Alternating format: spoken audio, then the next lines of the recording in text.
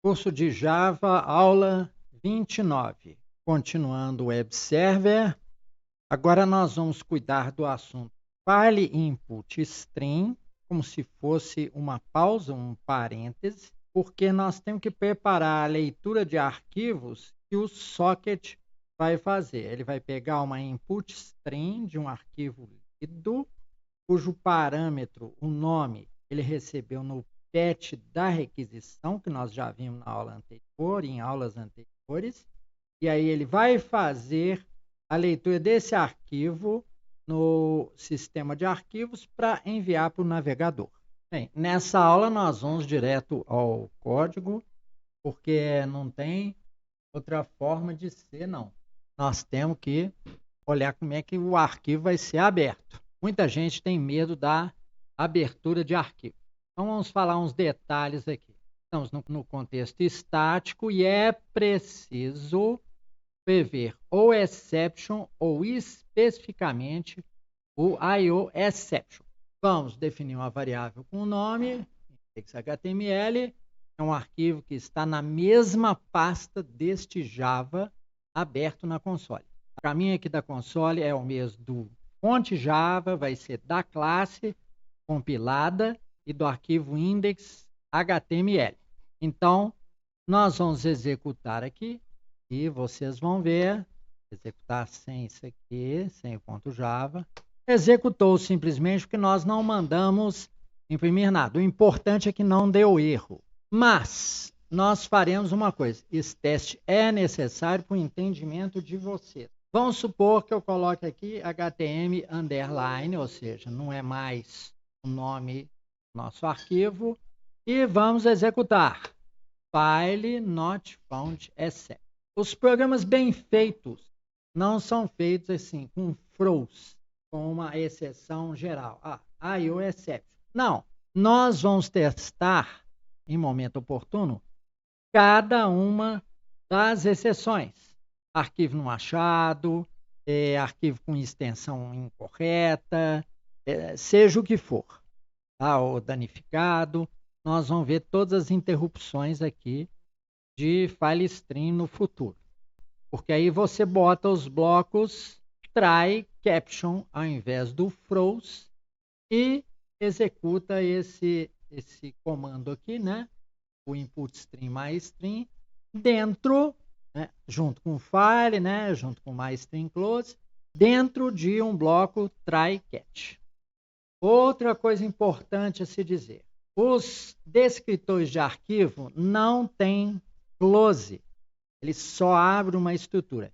Quem tem close é a string. Então, você fecha a string porque ela é uma estrutura que ocupa espaço. E o file é apenas um descritor com um número para o sistema de arquivos.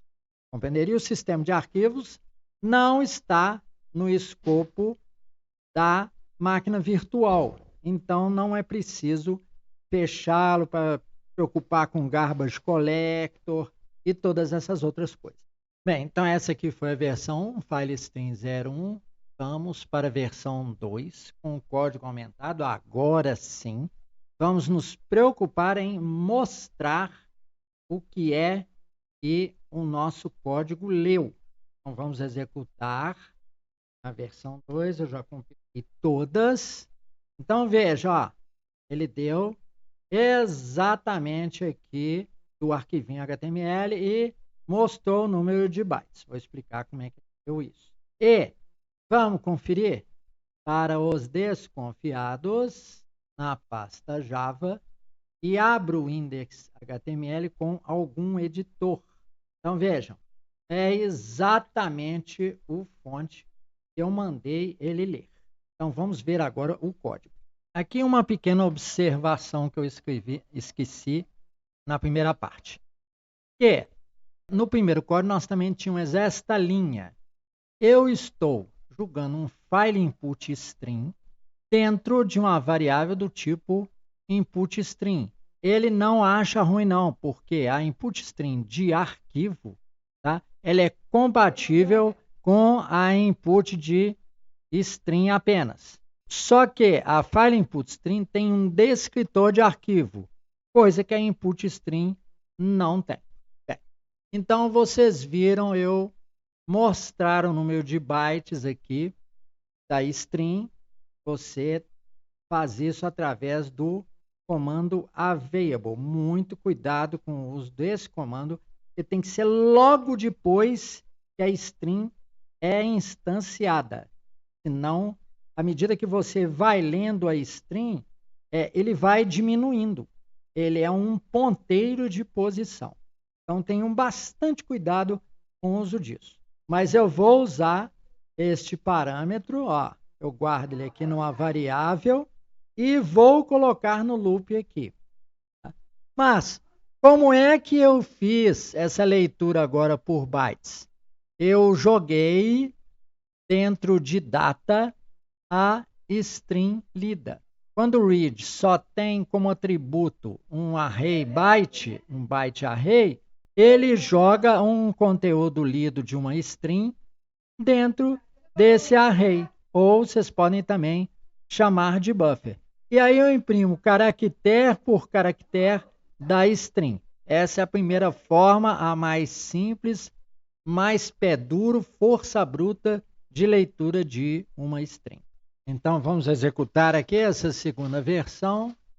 Beleza, leu byte a byte.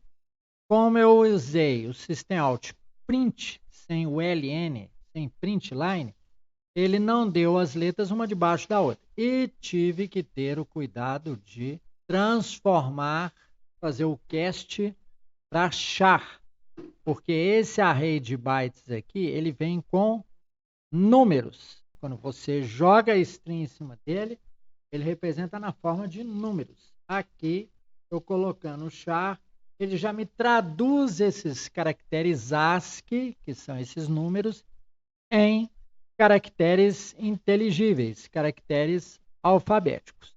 Então, conseguimos fazer o que a gente queria. Mas vamos melhorar o modelo. Bem, então aqui fazemos um questionamento, porque essa outra etapa ainda vai utilizar outra camada de string. Por quê?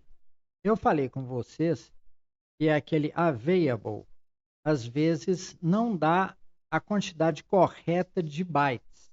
Se você já fez alguma coisa com a string, ela começou a ser lida ou despachada para algum lugar, ela pode dar resultados incorretos, pode apresentar zerado e tal. Então, nós vamos utilizar o buffered input, porque ele é capaz de lidar com grandes quantidades de dados, buffers muito grandes, 2 GB e por aí vai, e nos sinalizar, lendo byte a byte, se existe mais um byte disponível para a próxima leitura. Então, vejamos aqui. Ó. Fizemos a nossa abertura normal, fizemos um descritor de file input string aqui. E agora, nós vamos aqui, fica indiferente, colocar file ou só input string, tá? Nessa linha 9. Então, jogamos agora esse descritor de string aqui para fazer um buffered input string, correto? Então, ele é capaz de ler os buffers aí, ele é capaz de ir incrementando de setores de disco, fazendo o antigo malloc, quem mexeu aí com C, seus primeiros tempos. E aí, o que que nós vamos fazer? Eu tento ler um byte aqui, é o que eu estou fazendo nessa linha 13, estou fazendo aqui na linha 13, estou dando leitura do primeiro caractere, porque aí eu já saio do loop aqui, ó, se o resultado é -1. -1 quer dizer que ele não conseguiu ler byte nenhum. Senão, ele fica loopando aqui e lendo um byte a toda hora e nos mostrando com o systemout print, já expliquei, né, para não saltar a linha, colocar um caractere do lado do outro. Então, vamos executar essa versão 3 agora. Mesmo resultado, porque quando ele encontra new line, ele salta a linha aqui para a gente. Mesmo efeito do exemplo anterior, só que é o seguinte, não estamos nos baseando em número de bytes. estamos fazendo ele indeterminado. Ora, mas e se ele, por um acaso do destino, sair ler isso indefinidamente? Nós já temos aqui a previsão do I/O exception. Ele vai dar a mesma mensagem aqui quando a gente renomear o index HTML e ele não achar, ele vai dar a mesma mensagem que nós vimos anteriormente. Então, não se preocupe. Bom, vamos seguir então com a melhoria do modelo. Vocês viram que em todas essas versões eu deixei o import do JavaNet Server Socket, porque isso aqui é apenas um parêntese esta aula, porque nós vamos inserir a leitura do arquivo que vem no parâmetro PET lá da requisição HTTP, tá?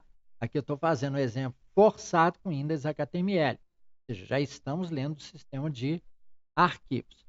Bem, em que essa versão difere da anterior? Lá na versão de HTTP Server, vocês viram que nós enviamos pelo socket, pela saída do socket cliente, uma string. Tá? Então, eu tenho que ter essa preocupação agora. Então, veja, eu crio uma string vazia e, ao invés de eu só imprimir, até comentei aqui, ó, imprimir byte a byte na tela os produtos, o que é que eu vou fazer?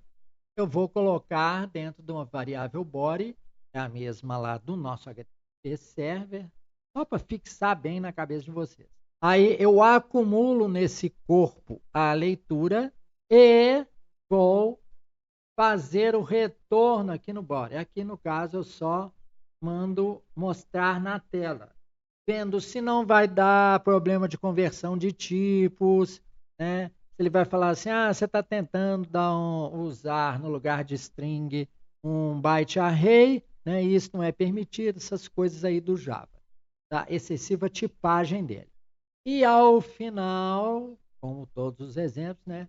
Eu tomo cuidado de dar um input close, fechar a string e possibilitar a JVM do Java que faça a coleta de lixo. Então, vamos executar agora e vamos ver se o produto difere em alguma coisa. Absolutamente nada. Em todas as versões, em todas as 3 últimas versões, nós obtivemos o mesmo resultado. A primeira versão foi só para checagem se ele abrir o file input string. Com isso, a gente encerra a nossa versão aí de leitura do argumento do PET, lá do HTTP Server, para continuar com os sockets e fazendo o nosso web server. Bem, como sempre, vou colocar os fontes lá no GitHub. Eles se chamam aqui FileStream 01, FileStream 02, FileStream 03 e FileStream 04. Muito obrigado por sua paciência e atenção. Esse é o fim da nossa aula 29.